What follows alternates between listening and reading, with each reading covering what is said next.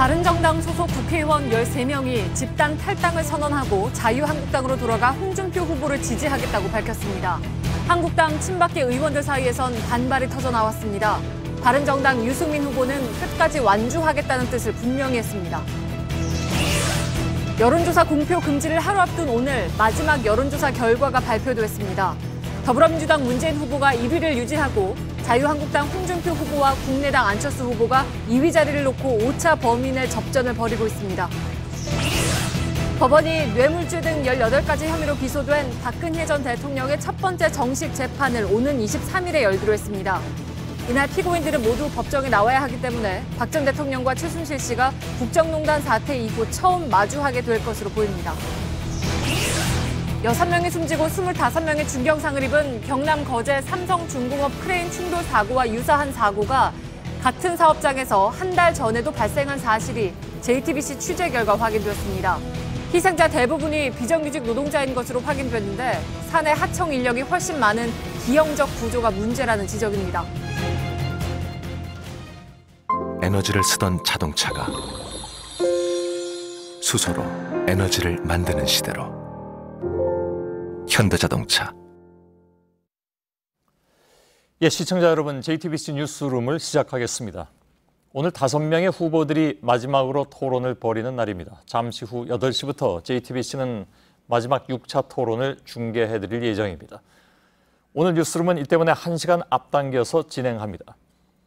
선거일이 일주일 남은 상황에서 유승민 후보의 바른정당에 변화가 생겼습니다. 넉 달 전에 도저히 당을 같이 할 수 없다면서 새누리당을 떠나왔던 바른정당 의원 13명은 이름이 바뀐 자유한국당으로 다시 돌아가겠다고 밝혔습니다. 소속 의원을 절반 가까이 잃은 유승민 후보는 대선 완주를 다시 한번 다짐했습니다. 오늘은 대선 전 여론조사를 공표할 수 있는 마지막 날이기도 합니다. 잠시 후에 JTBC의 조사 결과를 전해드리겠습니다. 먼저 바른정당의 탈당 사태를 송지혜 기자가 보도해드립니다. 바른정당 비유승민계 의원 13명은 보수 단일화를 통한 정권 창출을 위해 당을 떠난다고 밝혔습니다. 보수 괴멸을 운운하는 친북 좌파 패권 세력에 이 나라의 운명을 맡기면 이 나라의 미래는 없습니다. 그러면서 홍준표 후보와 보수 집권을 위해 최선의 노력을 다하겠다고 밝혔습니다. 지난해 탄핵 이후 자유한국당의 전신인 새누리당을 탈당한 지 126일 만, 바른정당을 창당한 지 98일 만입니다. 이들은 그동안 유승민 후보에게 여러 차례 단일화를 촉구해왔으나 받아들여지지 않았다고 주장했습니다. 특히 어제는 3.1의 공동선대 위원장단이 유승민 후보를 만나 최종적으로 보수 단일화를 설득하였으나 받아들여지지 않았습니다. 기자회견에 앞서 이들은 어젯밤 국회에서 홍 후보와 긴급 회동을 하고 지원을 요청받았습니다. 여러분들만 도와주면 정권을 창출을 할 수 있습니다. 같이 갑시다. 이제 사내답게. 어제 이 자리에 함께했던 정운천 의원은 지역구 의견 수렴을 거쳐 조만간 탈당을 최종 결정하기로 했습니다. 이로써 바른정당 의석수는 19석으로 줄어 교섭단체 지위를 잃게 됐습니다. JTBC 송지혜입니다. 의원 13명이 당을 나갔지만 유승민 바른정당 후보는 끝까지 가겠다면서 완주 의사를 다시 한번 확인했습니다. 줄곧 밝혀온 것처럼 단일화는 없다면서 일주일 뒤에 국민의 선택을 받겠다고 했습니다. 박민규 기자입니다. 유승민 후보는 가슴 아픈 일이라며 집단 탈당의 아쉬움을 드러냈습니다. 좀 굉장히 어렵고 힘든 길을 같이 가고 싶었는데 그런 결정을 할 수밖에 없었던 그분들 심정도 제가 이해하고 자신이 부족한 부분이 있다면서도 대선 레이스를 끝까지 마치겠다고 강조했습니다. 저는 5월 8일 밤 12시까지 많은 국민들 만나고 5월 9일 국민의 선택을 받도록 하겠습니다. 유 후보는 어제 저녁 자신의 페이스북에 손글씨로 쓴 끝까지 간다라는 제목의 글을 올렸습니다. 오늘 13명 의원들의 탈당 기자회견 후에는 이 글에 직접 목소리를 입힌 동영상을 올렸습니다. 개혁 보수 노선을 지키며 완주하겠다는 의지를 보이고 있는 건데 상황은 쉽지 않습니다. 이해훈, 김영우, 김용태 등 바른정당에 남은 의원들은 탈당 의원들을 한 목소리로 비판하며 유 후보와 함께하겠다는 뜻을 밝혔습니다. JTBC 박민규입니다. 오늘 탈당한 의원들 가운데 상당수는 아시는 것처럼 박근혜 전 대통령에 대한 탄핵 정국을 주도한 인물들입니다. 한때 어렵지만 개혁 보수의 길을 가겠다고 했지만 결국 창당 100일도 안 돼서 되돌아가게 된 겁니다. 그런데 자유한국당의 친박계 의원들은 이들을 받아주어서는 안 된다면서 강하게 반대하고 나서기도 했습니다. 윤영탁 기자입니다. 지난해 말 황영철 의원은 이른바 친박 팔적을 공개적으로 지목했습니다. 최순실의 국정농단 사태를 방기한 최순실의 남자들 이상 8명은 즉각 당에서 떠나주길 바랍니다. 새누리당을 탈당해 바른정당 창당을 선언한 뒤 장제원 의원은 가슴이 뜨거워지고 심장이 뛴다고 소감을 밝혔습니다. 최순실 국조특위 위원장을 맡았던 김성태 의원은 기회가 있을 때마다 친박계 의원들을 비판했습니다. 대한민국을 이 지경으로 만든 주범들입니다. 고개 빳빳이 들고 큰 소리 칠 계제가 아니라는 점을 다시 한번 친박 패거리들은 명심해 주기를 바라겠습니다. 그런데 바른정당 탈당을 선언한 오늘 창당 명분보다는 대선 승리가 중요하다고 했습니다. 보수의 승리를 위해서 과거에 대한 모든 아픔들, 상처들을 씻고 새롭게 함께 해가야 된다는 것이 우리 국민들의 요구고 좌파 집권을 막아내기 위한 그 1년밖에 없다는 사실을 밝혀듭니다. 장제원 의원은 기자회견 뒤 현실적인 벽이 너무 높아 현실과 타협하고 양보했다고 털어놨습니다. 한 자릿수에 머문 지지율로 대선과 내년 지방선거에서 살아남을 수 없다는 위기감과 유 후보의 리더십에 대한 실망도 원인이라고 밝혔습니다. 민주당은 전형적인 국정농단 철새들의 모습이라며 비판했고 국민의당은 명백한 자기 부정이며 또다시 국민을 기만하는 일이라고 밝혔습니다. 한편 서청원, 김진태, 윤상현 의원 등 자유한국당 친박계 의원들은 탄핵을 주도한 바른정당 의원들의 복당에 반대한다는 입장을 밝혔습니다. JTBC 윤영탁입니다. 바른정당 의원들의 집단 탈당에 대한 대선 후보들의 반응은 엇갈리고 있습니다. 홍준표 후보는 탈당 의원들의 지지에 화답했고 문재인, 안철수 후보는 선거 구도가 재편됐다면서 경계하는 모습입니다. 유한울 기자입니다. 자유한국당 홍준표 후보는 바른정당 탈당 의원들에게 서둘러 입당할 것을 촉구했습니다. 한국당 내에서 반발하는 일부 의원들에도 이해해 줄 것을 당부했습니다. 서로 앙금이 있어가지고 내부에서 좀 언짢아 하시는 분들이 있는데 보수 대통합이라는 차원에서 다시 들어오는 게 좋죠. 민주당 문재인 후보 측은 굴욕 정치라고 비판하면서 이번 탈당을 남은 기간 최대 변수로 보고 적잖이 긴장하는 모습입니다. 지지층의 섣부른 낙관도 경계했습니다. 막판에 어떤 변수가 발생할지 모른다고 볼 때 우리 주 지지층들에게 호소하려고 합니다. 문 후보에게 절대적인 지지를 보내서 개혁의 동력을 만들어 주십사.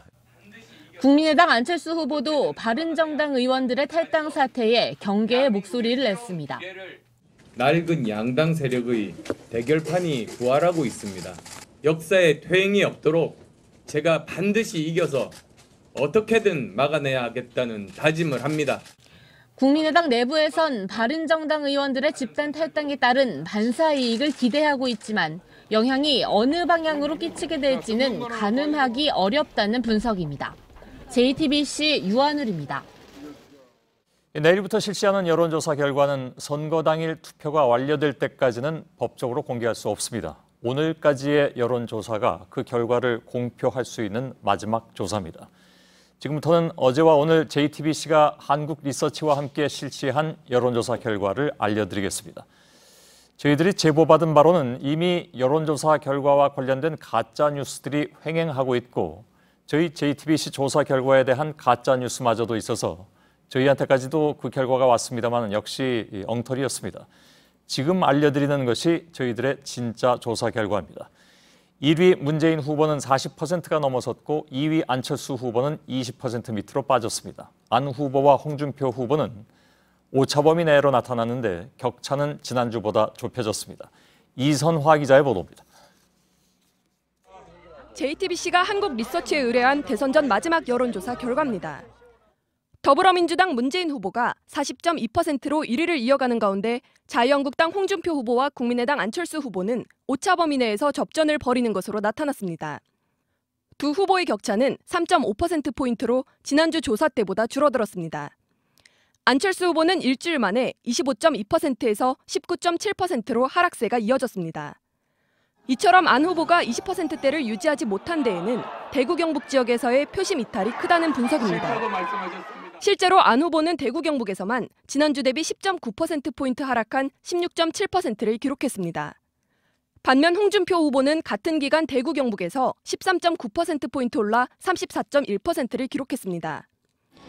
문 후보는 연령대로는 20대에서 50대까지 또 대구 경북을 제외한 모든 지역에서 1위를 기록했습니다. 홍 후보는 대구 경북과 60대에서 가장 높은 지지율을 기록했습니다. JTBC 이선화입니다. 네, 오늘 여론조사 결과를 정치부 안지현 기자와 함께 살펴보겠습니다. 안 기자, 전체 결과부터 좀 보죠. 네, 선거일이 다가올수록 문재인 후보의 독주 체제는 더 뚜렷해지는 모양새입니다. 예. 오늘 결과에서도 문재인 후보 지지율 40.2%로 1위였습니다. 오히려 경쟁이 치열한 건 2위권 다툼이었는데요. 보시는 것처럼 홍준표 16.2, 안철수 19.7%로 오차범위 내였습니다. 예. 그렇군요. 오늘 바른정당 의원 13명이 탈당했는데 그것이 유승민 후보의 지지율에 영향을 끼쳤나요? 아니면 아직까지 잘 나타나지 않고 있나요? 아직까지 잘 나타나지 않은 것으로 보이는데요. 예. 오늘 저희 여론조사 결과에서 유승민 후보 지지율 5.1%로 지난주와 큰 차이가 없었습니다. 예. 이 저희 여론조사는 어제와 오늘 이틀에 걸쳐서 실시했기 때문에 이 집단 탈당 사태에 대한 여론이 어느 정도 반영된 것으로 보입니다. 예, 반영이 됐지만 큰 차이는 없다. 네. 이런 얘기군요. 이번 선거의 특징이 이제 보수 성향 유권자가 계속 이동했다는 건데 아직까지도 그렇습니까? 네, 그렇습니다. 스스로 보수라고 답한 응답자 중에 홍준표 후보에 대한 지지율이 꾸준히 상승하는 모양새인데요. 예. 이번 주 저희 결과에서도 이 45.3%가 이 홍준표 후보를 지지한다고 밝혔습니다. 예. 알겠습니다. 대체로 이제 연령대는 60세 이상, 지역은 대구 경북의 보수 성향 유권자들이 많은 것으로 나오는 건 뭐 알고 있는데 어떤 변화가 있습니까? 그쪽에서는? 네, 말씀하신 그 두 개 계층에서도 홍 후보에 대한 지지율 상승세가 뚜렷한 모양새입니다. 예. 이번 주에도 보시는 것처럼 60세 이상 또 대구 경북 지역에서 홍준표 후보에 대한 지지가 가장 많았는데요. 그런데 이 두 계층은 지난주만 해도 안 후보에 대한 지지가 가장 컸던 지역입니다. 예. 이번 주 들어서 홍 후보로 이동한 건데요. 때문에 이번 주에 이 세대별 또 지역별 구분해서 안 후보가 1위를 차지한 곳은 단 한 곳도 없었습니다. 아, 그런가요? 1위인 문 후보는 홍준표, 안철수 후보하고는 더 격차가 벌어지고 있는 그런 상황이면 맞는데 문 후보 지지층은 어떤 변화가 있습니까? 보시는 것처럼 경선 이후 후보가 확정된 이후 지지율을 한번 보시면 보시는 것처럼 문 후보의 지지율은 큰 차이가 없는 상태입니다. 예. 이 최저가 38%고 최고가 42%인데요. 그만큼 지지층의 결속력이 높다고 볼 수 있습니다. 예. 이번 주 들어서도 진보하고 중도층에서 문 후보에 대한 지지가 조금씩 올라서 가장 높은 것으로 나타난 상황이긴 하죠. 네, 맞습니다. 근데 이제 더 치고 올라가는 상황은 아닌 것 같고 이에 비하면 안 후보의 변동성이 좀 컸다고 봐야 되겠군요. 네, 같은 여론조사 결과를 저희 여론조사 결과인데요. 보시는 것처럼 한 주간 안 후보 그 지지율이 급등해서 양강 구도를 형성하다가 그 이후에는 줄곧 하락하고 있습니다. 예. 이번에는 홍 후보와 경합을 벌이고 있는 상태인 것으로 나타나는데요. 1, 2 후보 간 격차는 이번 주 20%포인트로 이번 대선에서 가장 큰 격차를 보이고 있는 상태입니다. 그렇군요. 자, 이번 대선에서 앞으로 일주일 동안 이제 여론조사만 놓고 보자면 그러니까 공표가 안 되니까 이른바 이제 깜깜이 선거가 되는데 남은 변수는 뭐라고 봐야 되겠습니까? 저희가 지지 후보를 앞으로 바꿀 수 있는 응답장 추이를 계속해서 보고 있었는데요. 예. 이번 주에는 19.9%로 나왔습니다. 예. 역대 대선과 비교했을 때는 크거나 낮지 않은 비슷한 수준까지 내려온 건데요. 하지만 세대별로 따져봤을 때는 20대 그리고 지역별로는 서울 지역에서 여전히 약 30%가량이 지지 후보를 바꿀 수 있다고 응답하고 있는 상태입니다. 예. 또 안철수 지지층 가운데서는 20%가 또 심상정, 유승민 지지층의 40%가 지지 후보를 바꿀 수 있다고 답한 만큼 변동성은 어느 정도 남아있는 상태입니다. 그렇군요. 다른 여론조사 결과들도 많이 나왔을 텐데 혹시 뭐 비교를 해보면 편차가 좀 있습니까? 어떻습니까? 이번 대선에서는 여론조사 간 편차가 크지 않은 상태입니다. 예. 오늘 나온 3개의 여론조사 결과 보실 텐데요. 보시는 것처럼 문재인 후보가 38%에서 39%대로 모두 1위를 차지하고 있고 예. 2위 간 격차가 심화되고 있지만 모두 두 격차가 4에서 5%포인트 수준으로 크지 않은 상태입니다. 예, 알겠습니다. 안지현 기자였습니다. 자, 내일부터 여론조사 공표를 할 수 없게 되는데 이렇다 보니까 확인되지 않은 가짜 여론조사가 기승을 부릴 수 있다는 우려가 나오고 있습니다. 자, 이렇게 되면 이른바 깜깜이 기간 동안에 가짜 조사를 접한 유권자들이 혼란에 빠질 수 있다는 지적이죠. 특히 특정 대선 후보 측에서 이런 가짜 여론조사 결과를 퍼뜨린 경우도 발생해서 검찰에 고발되기까지 했습니다. 이지은 기자입니다.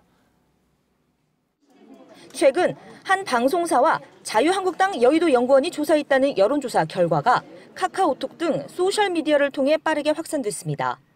한국당 홍준표 후보가 국민의당 안철수 후보를 추월해 2위로 올라섰다는 내용입니다.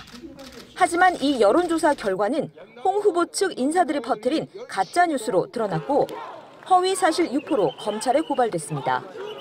선관위 관계자는 아예 실시하지도 않은 여론조사 결과를 유포하는 건 이번 대선에서 처음 있는 일이라며 상당히 악의적인 행위로 보인다고 말했습니다. 이 밖에 언론사와 여론조사 업체 실명까지 적힌 가짜 여론조사가 여럿 퍼지기도 했습니다. 실제 선관위 조사 결과 가짜뉴스 등 온라인상에서 선거법 위반 건수가 3월 셋째 주 1,300여 건에서 4월 넷째 주 5,400여 건으로 크게 늘었습니다. 특히 내일 0시부터 시작되는 여론조사 공표 금지 기간 동안 가짜 여론조사가 더 확산될 수 있다는 우려가 나옵니다. 여론조사 왜곡에 따른 신뢰성 훼손은 선거의 공정성을 심각하게 저해하고 유권자의 올바른 판단을 흐리게 할 수 있습니다. 깜깜이 선거를 통한 여론 왜곡을 막는 차원에서 여론조사 공표 금지 기간을 최대한 줄여야 한다는 목소리도 커지고 있습니다. JTBC 이지은입니다.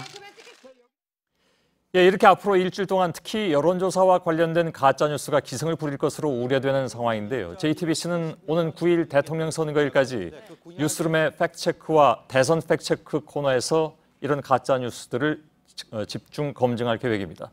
시청자 여러분께서도 불법 가짜뉴스를 감시하실 수 있습니다. 카카오톡 플러스 친구 JTBC 대선 자문단을 통해서 가짜뉴스에 대한 신고와 제보를 하실 수가 있습니다. 요즘 각 후보들의 홍보 현수막과 함께 투표 동료 현수막도 곳곳에 걸려 있는데 중앙선관위가 이 가운데 촛불이라는 단어가 들어간 현수막은 선거법 위반이라고 판단했습니다.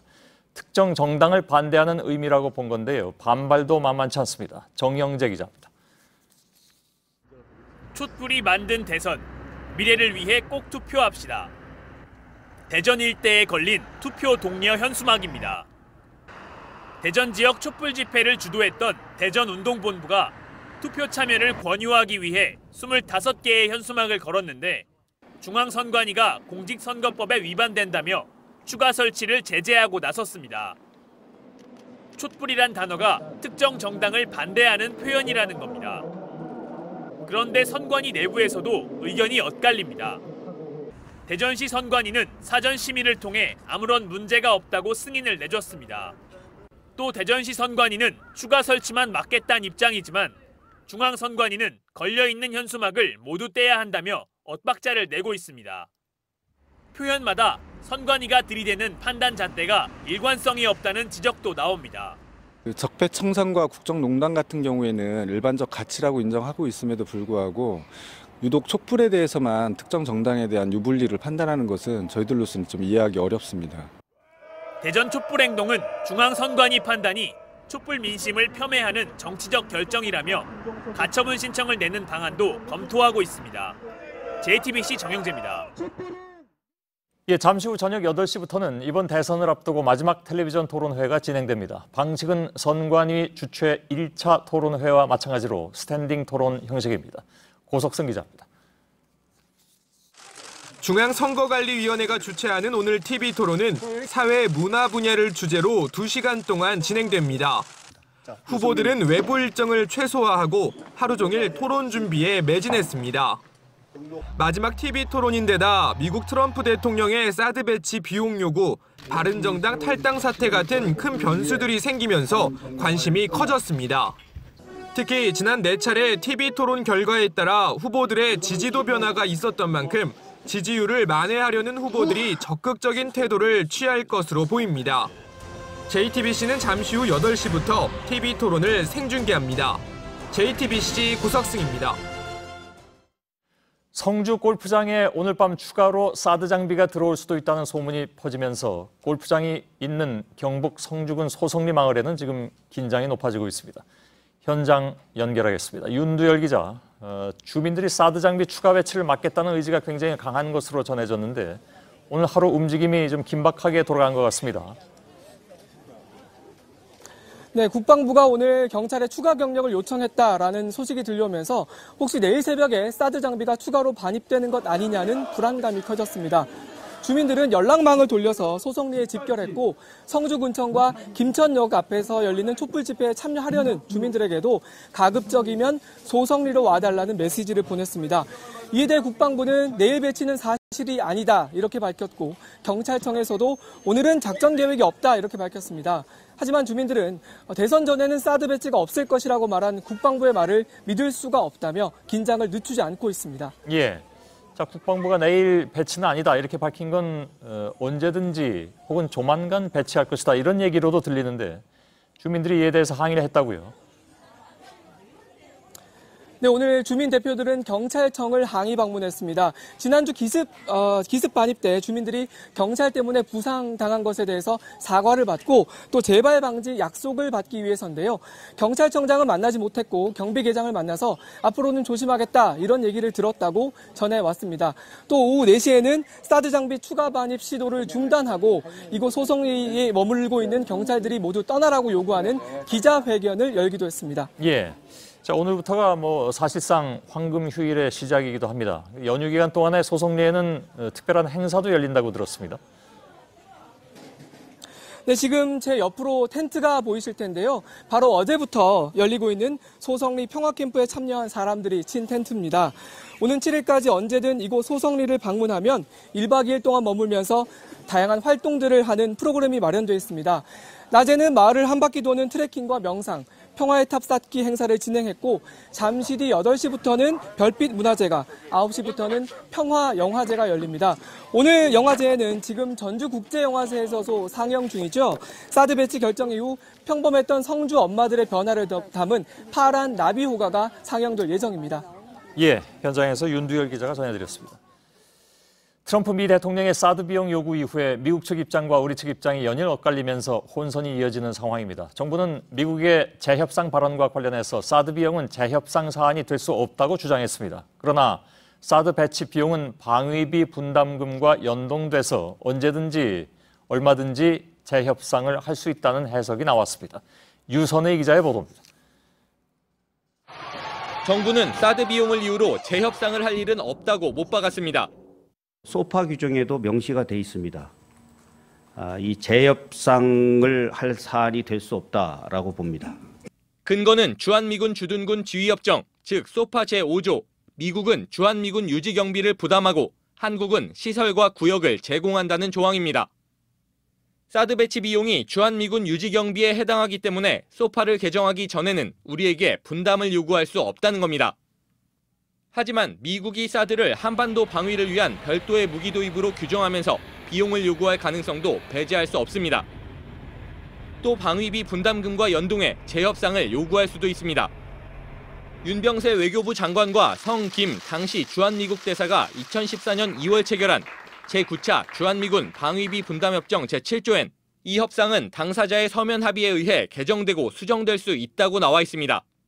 취재가 시작되자 국방부는 미국의 재협상 요구는 규정상 가능하지만 실현 가능성이 작고 방위비 분담금은 인건비, 군수비 등으로 항목이 제한돼 있어 사드 장비 비용을 요구할 수는 없다고 해명했습니다. 하지만 미국이 군수비 명목으로 방위비 분담금을 올려받아 사드 장비값으로 써도 막을 방법은 없습니다. 트럼프 대통령이 요구한 사드의 비용이란 이 장비의 설치 운용에 관한 것뿐만 아니라 장비 자체의 가격도 포함된 것일 것이고 방위 분담금 협상 차원에서 포괄적으로 접근해야 될. 미국의 치밀하게 계산된 재협상 요구를 무작정 불가능하다고만 말하는 것 자체가 안일한 대응이라는 지적입니다. JTBC 유선입니다. 북한에 대한 압박 수위를 최고조로 올려온 트럼프 미 대통령이 갑자기 김정은 북한 노동당 위원장을 만날 용의가 있다고 말했습니다. 김정은에 대해서 꽤 영리하다고 평가한 직후의 발언이어서 그 배경에도 관심이 쏠립니다. 김현기 특파원입니다. 트럼프는 블룸버그 통신과의 인터뷰에서 적절한 환경만 갖춰지면 김정은 위원장을 만나겠다고 밝혔습니다. 전적으로 만나게 되면 영광일 것이란 표현까지 썼습니다. 전날 김정은을 아주 영리한 사람이라고 한 데 이어 협상이란 영리한 선택을 하라고 압박한 겁니다. 트럼프는 대선 과정에선 김정은이 미국에 오면 햄버거를 내놓고 대화할 뜻이 있다고 말했습니다. 백악관 대변인은 확대 해석을 경계했습니다.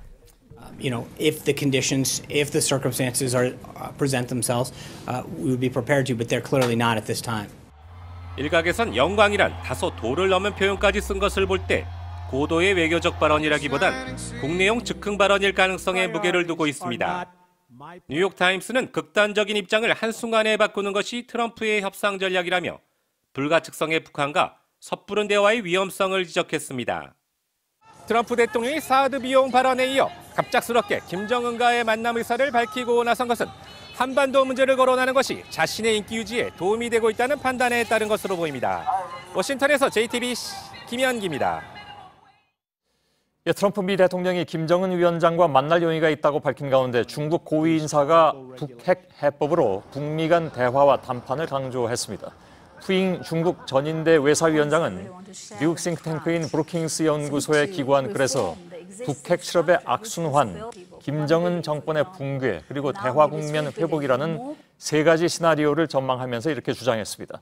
푸 위원장은 김정은의 북한 내 정치 기반으로 볼 때 정권 붕괴는 단기간 내 불가능해서 북핵 해결 방안으로 현실적이지 않다고 분석했습니다. 네, 박근혜 전 대통령의 첫 번째 정식 재판이 오는 23일에 열립니다.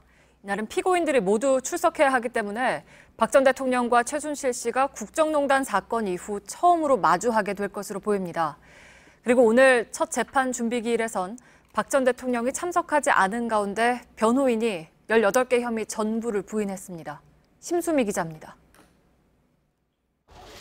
오늘 박근혜 전 대통령의 첫 재판 준비기일엔 피고인들이 아무도 출석하지 않았습니다. 대신 박 전 대통령과 최순실 씨의 변호사들이 출석해 검찰의 공소 사실을 전부 부인한다고 했습니다.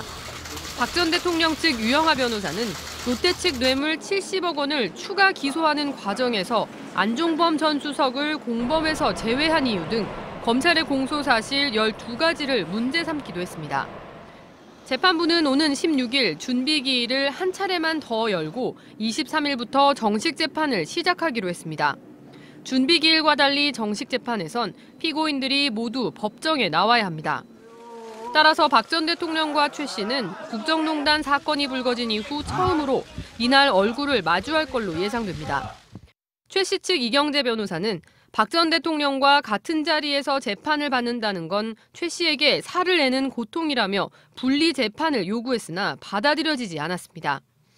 또 구로구에 있는 남부구치소에서 서초동 법원까지 이동하기 힘들다며 박 전 대통령이 있는 의왕시 서울구치소로 옮겨달라고 주장하기도 했습니다. 앞서 서울구치소에 있던 최 씨는 박 전 대통령과 구치소 내에서 말을 맞출 우려 때문에 남부구치소로 이감된 상태라 이 역시 받아들여질 가능성은 낮아 보입니다. JTBC 신수입니다. 세월호 미수습자를 찾는 작업은 아직까지는 성과가 없지만 이제부터는 상황이 좀 다를 수 있습니다. 해수부는 수색에 필요한 진입로를 대부분 확보했습니다. 따라서 작업 구역을 넓히고 수색 인원을 늘리면 속도도 빨라져서 발견의 시간이 가까워지지 않겠냐 하는 기대가 높아지고 있습니다. 목포 신항에서 이가혁 기자입니다. 이곳은 목포신항 북문입니다. 지난 3월 31일 세월호 선체가 이곳에 도착한 이후에 이렇게 많은 시민들이 노란 리본을 걸어놓았습니다. 그리고 이쪽에는 가족들이 애타게 기다리는 미수습자 9명의 얼굴 사진이 걸려 있습니다. 그리고 조금만 더 옆으로 가시면 이쪽은 부두 안쪽으로 들어갈 수 있는 출입문입니다. 평소 미수습자 가족, 작업 관계자 또 해수부 직원들이 드나드는 곳인데 저희 같은 취재진은 제한된 시간에 순번을 정해서 정해진 곳으로만 들어갈 수 있기 때문에 지금 저는 이곳까지만 들어갈 수 있습니다. 그리고 저쪽에 300m쯤 떨어진 거리에 세월호 선체가 보입니다. 현재 선체에선 3층과 4층을 총 30개 구역으로 나눈 뒤 몇 개 구역씩 동시에 순차적으로 수색을 진행하고 있습니다. 지난달 18일 수색 착수 이후 3층 2곳과 4층 4곳 등 6개 구역에 대해 진흙과 자재를 밖으로 빼내면서 미수습자 유해를 찾아왔고 거의 마무리 단계에 접어들었습니다. 아직까지 유해를 찾진 못했지만 해수부는 필요한 진입로가 대부분 확보됐다면서 작업 인원을 늘려 수색 구역을 넓힐 계획입니다. 이제부터는 미수습자를 발견하고 가족들이 품으로 돌아올 시기가 되지 않았나 하고 기대를 하고 있습니다. 수색과 동시에 진행되고 있는 5층 전시실 절단 작업은 이번 주 안으로 완료될 것으로 보입니다. 이후 4층 선미에 진입하기 시작하면 이 구역에 머문 것으로 추정되는 단원고 여학생 수색에도 속도가 붙을 것으로 보입니다. JTBC 이가혁입니다. 6명이 희생된 경남 거제시 삼성중공업 크레인 충돌 사고에서 살아난 사람들은 당시 상황을 전쟁터 같았다고 말했습니다. 그런데 사고가 난 작업장 인근에선 한 달 전에도 비슷한 사고가 있었던 것으로 드러났습니다. 배승주 기자의 단독 보도입니다. 크레인 붐대가 앞으로 꼬꾸라지고 마디마디가 엿가락처럼 휘었습니다. 골력 크레인 밑으로 해서 이걸 바닥을 떨궈야 되는데 그게 신호체계가 잘못돼서 안 떨고다 보니까 941생으로 목숨을 건진 이들은 당시 상황이 전쟁터와 같았다고 전했습니다. 이렇다가 일어나가지고 뛰어가 밖에 나갔다가 옆에 사람들 다 죽었다. 머리 위에 뭔가 왕양하더니 막 날아갔다 하면 떨어지면 제 발등 찍으니까. 형제가 함께 조선소에서 일하다 눈앞에서 동생이 변을 당하기도 했습니다. 둘이서 그렇게 의지하고 나왔거든요. 내 옆에 있던 애가 내 옆에 앉아 있었는데. 그런데 이번이 처음이 아니었습니다. 크레인 충돌 사고가 난 곳은 칠암벽이라는 곳인데요. 바로 인근 파란벽에서도 최근 비슷한 사고가 있었습니다. 칠암벽 사고처럼 타워 크레인이 아닌 궤도를 따라 움직이는 대형 이동식 크레인과 골리앗 크레인이 충돌한 겁니다. 골리앗이 지나가다가 작업하고 있는 크레인을 그 꼭대기 붐대 부분을 쳐서 휘어졌는데 다행히 크레인이 넘어지진 않고. 이에 삼성중공업 측은 사실 확인 중이라고 밝혔습니다. 고용노동부는 오늘 삼성중공업에 전면 작업 중지 명령을 내렸습니다. JTBC 배승주입니다. 네, 이번 사고로 숨진 6명 전원은 사내 하청업체 소속 비정규직이었고 중경상을 입은 25명도 대부분 그랬습니다. 정규직들은 노동절을 맞아 휴일이었는데 이들은 왜 출근을 해야만 했을까요? 그럴 만한 이유가 있었습니다. 구석찬 기자입니다. 거제 삼성중공업의 현장 노동자 가운데 정규직은 5천 명인 반면 비정규직은 2만 5천 명에 달합니다. 삼성중공업 측은 이번 주의 경우 정시 휴일인 1일과 3일, 5일만 쉬고 나머지 날에 대한 연차 사용은 직원 자율에 맡겼습니다. 이 때문에 정규직 대부분은 노동절인 어제 유급 휴일로 출근하지 않았습니다. 하지만 비정규직은 영딴판이었습니다. 다음 달 인도 예정인 해양 플랜트 공기를 맞추기 위해 12,000명이 출근해 작업을 계속해야 했습니다. 나와서 좀 일 좀 하라고 하면은 어쩔 수 없이 해야 되는 그런 좀 쉬겠다 하면은 그냥 대놓고 좀 그만두라고 하는 경우도 있고요. 삼성중공업 노동자들은 비정규직이 워낙 많은 데다 주로 위험한 일을 맡다 보니 산재 피해도 비정규직이 4배에서 8배나 더 많다고 주장합니다. 이 사람은 인건비가 100원이고 이 사람은 90원이다. 그럼 솔직히 90원짜리를 써서 일을 좀 돌리고 싶은 건 솔직히잖아요. 때문에 중대 재해가 반복되고 있는 조선소 내 기형적인 하청 구조를 개선하고 실효성 있는 작업 중지권 등 안전 대책을 마련해야 한다는 목소리가 커지고 있습니다. JTBC 구석찬입니다. 최근 대법원과 법원행정처가 판사들의 사법개혁 관련 세미나를 축소하기 위해서 압력을 행사했다는 의혹이 불거진 바 있습니다. 사실 이 과정에서 판사 블랙리스트 논란이 불거졌고 판사들이 이에 대한 확인을 요청했지만 묵살당하면서 파장이 커지기도 했습니다. 양승태 대법원장에게 대책 마련을 요구하는 움직임이 전국 법원으로 확산되고 있습니다. 김준 기자입니다. 전국 최대 규모의 서울중앙지방법원은 오는 15일 단독 판사들이 모이는 회의를 합니다. 지난달 26일엔 서울 동부지법 부장판사들이 회의를 하고 양승태 대법원장에게 입장 표명을 요구했습니다. 판사들의 사법개혁 관련 세미나에 대한 대법원의 외압 의혹에 대해 진상조사가 제대로 이뤄지지 않았다며 책임 소재를 밝히고 적절한 조치를 취하라는 겁니다. 이후 서울 남부지법과 대전지법, 인천지법도 잇따라 판사회의를 열고 전국법관 대표회의를 개최해 대책을 마련하라고 양승태 대법원장에게 요구했습니다. 오늘은 시민단체들도 판사들 움직임에 동참하는 기자회견을 했습니다. 계획조정실 컴퓨터에 대한 직접 조사를 통해 법관들을 뒷조사한 문건의 존재 여부를 밝혀내고 파일 삭제 등 증거인멸 시도가 있었는지를 밝혀야 한다. 각 지역 판사들의 입단 요구에 양 대법원장이 어떤 입장을 내놓을지 주목됩니다. JTBC 김준입니다. 자살보험금 지급을 미뤄왔던 대형 보험사들이 금융당국의 압박에 떠밀려 지급을 약속한 지 2달이 지났습니다. 하지만 납득하기 어려운 보험사의 거부 방침으로 자살보험금을 받지 못하는 가입자들이 여전히 적지 않습니다. 송우영 기자의 단독 보도입니다. 이 아버지는 계약 후 2년이 지난 후 자살하면 보험금을 지급한다는 내용이 포함된 보험에 가입했지만 2015년 중학생 아들의 자살 시도 이후 보험금을 받지 못했습니다. 지난해 대법원이 약관대로 자살보험금을 지급하라고 판결하자 소송을 시작했습니다. 하지만 소송에서 회사는 해당 약관 내용이 원래 없는 상품이었는데 잘못된 약관을 안내했다는 새로운 주장을 하기 시작했습니다. 그래서 소송을 했더니 이제서야 소송하고 나서는 제가 가입한 보험 약관이 그 문구가 없는 약관이라고, 그러니 누가 이해를 하겠습니까? 취재가 시작되자 보험사는 약관을 잘못 준 직원의 실수라며 도의적으로 보험금을 지급하는 것으로 입장을 바꾸겠다고 밝혔습니다. 병원비가 없어 집안에서 아들의 연명 치료만 겨우 하고 있던 한 씨는 황당함을 토로합니다. 변호사 비용이라든지 기타 분도 굉장히 많은 비용을 해서 이런 소비자들한테 포기하게 만들고. 올 3월에 보험사들이 자살보험금을 지급하겠다고 밝힌 후에도 보험금을 받지 못하고 있는 사람은 한 씨만이 아닙니다. 이들은 지급하기로 한 대상에 해당되지 않는다는 애매한 답변만 받고 있습니다. 약관에 해당 사항이 없고 소멸시효로 지급이 좀 곤란하다고. 소비자단체에는 이와 유사한 민원이 끊이지 않는 등 금융당국의 압박에 끝나는 듯했던 자살보험금 사태는 아직도 현재 진행형입니다. JTBC 송우영입니다.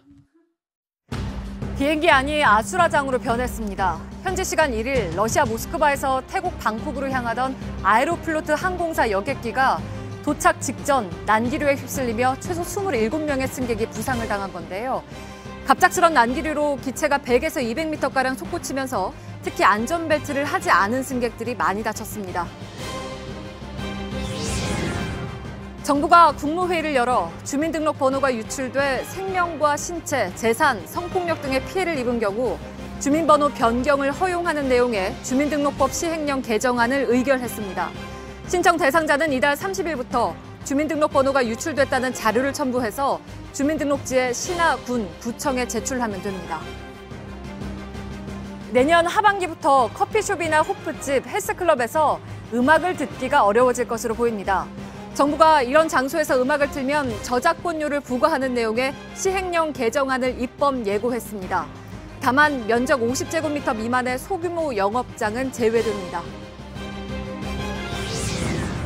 교육부가 외국처럼 쿼터제를 도입해서 우리나라 대학에서 1년에 5학기 이상의 학기제를 운용할 수 있고 학과나 학년별로 각각 다른 학기를 운영할 수 있게 됐다고 밝혔습니다. 이와 함께 기존 학과를 그대로 두고 새로운 융합전공도 운영할 수 있게 돼 학생들은 소속 학과 전공이나 융합전공 중에서 전공 과목을 선택할 수 있게 됩니다. 야구가 끝나는 9회에 야구를 시작하는 선수들이 있습니다. 바로 마무리 투수들입니다. 아직 시즌 초반이지만 끝판 대장을 향한 경쟁은 벌써부터 치열합니다. 오광춘 기자입니다. NC 임창민은 개막전부터 롯데 이대호에게 홈런을 얻어맞았습니다. 그러나 이대호를 다시 만나선 제대로 되갚았습니다. 공 3개로 삼진을 돌려준 겁니다. 이닝당 1개골로 삼진을 잡은 임창민은 9세이브로 구원 선두를 달리고 있습니다. 넥센에서 2군 생활을 이어가다 2013년 NC의 둥지를 틀었는데 이제야 야구 인생의 봄을 맞이했습니다. KT 김재윤은 평균 자책점 0입니다. 시속 150km에 가까운 묵직한 공은 웬만한 강타자들도 맞히기 어렵습니다. 10경기에서 3안타만 내주고 7세이브를 챙겼습니다. 메이저리그의 꿈이 좌절된 뒤 2015년 KT에서 새 출발했는데 그 실패가 반전의 에너지가 됐습니다. 2년 연속 구원왕에 도전하는 넥센 김세현은 백혈병을 이겨낸 단단함으로 마운드에 섭니다. 위기를 극복하는 강심장으로 7세이브를 따냈습니다. 마무리 투수는 살떨리는 위기의 순간에야 마운드에 설 기회가 주어집니다.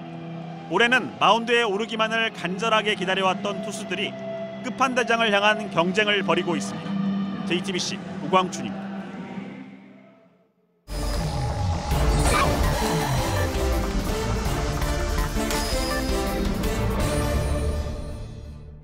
예, 잠시 후 8시부터 5명의 대선 후보들의 마지막 6차 토론이 이제 벌어지게 되는데요.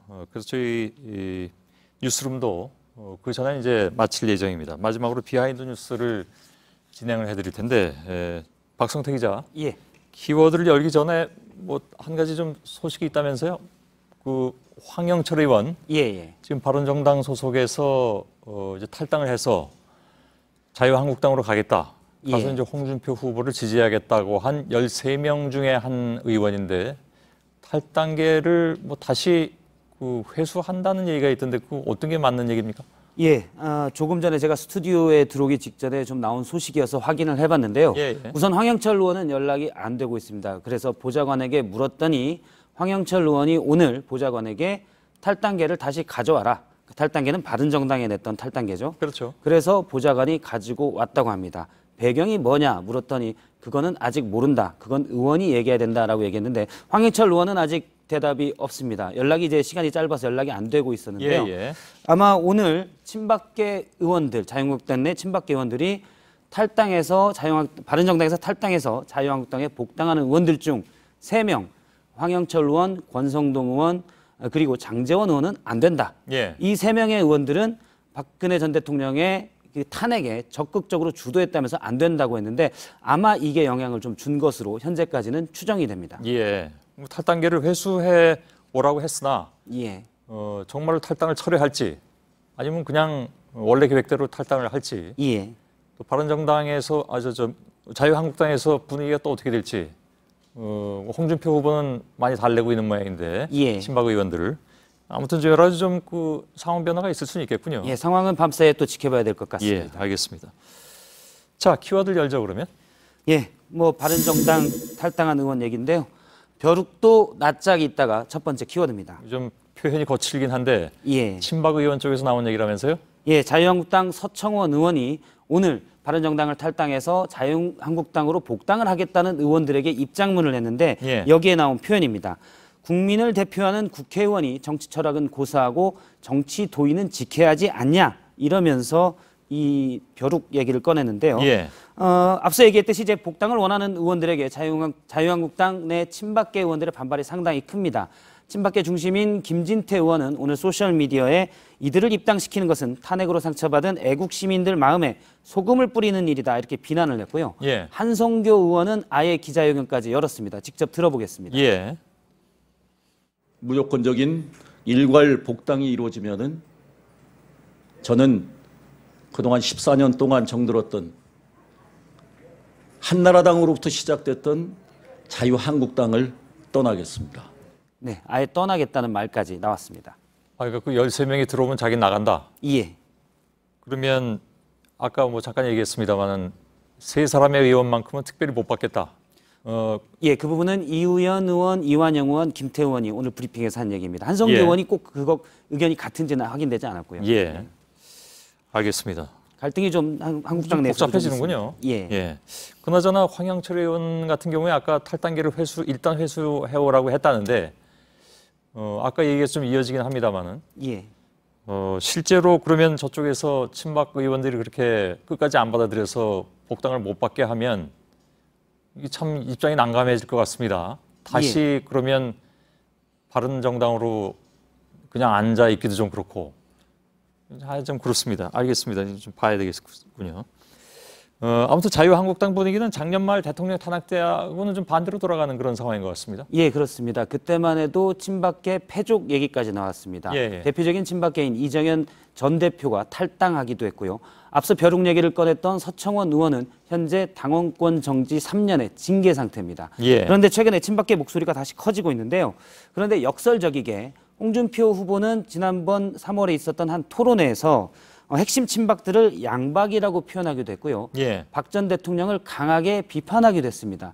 그런데 지금 모습은 홍준표 후보의 지지율이 좀 오르자 오히려 친박계들이 홍준표 후보를 지지하고 또 목소리를 키워가는 모습입니다. 자, 시간이 이렇게 많이 남진 않았는데 두 번째 키워드로 바로 넘어가죠.